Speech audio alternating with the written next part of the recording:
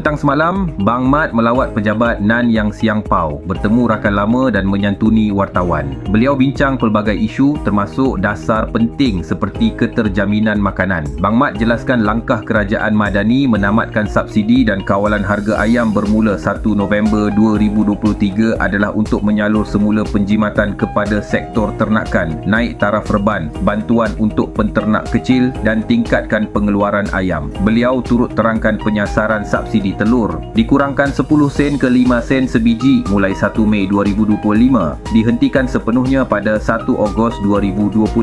Langkah ini dibuat selepas kos stabil dan bekalan terjamin dengan 2.5 bilion ringgit telah dibelanjakan sejak 2022. Subsidi sebelum ini turut dinikmati golongan kaya dan warga asing, tidak adil. Kini disasar bantu rakyat yang layak selari dengan nilai madani. Bang Mat juga hargai peranan media sebagai penyampai maklumat dan pembina masyarakat. Beliau mahu semua rakyat Melayu, Cina, India, Iban, Kadazan maju bersama dalam negara aman dan bersatu, dan media turut memainkan peranan penting dalam merealisasikan impian ini.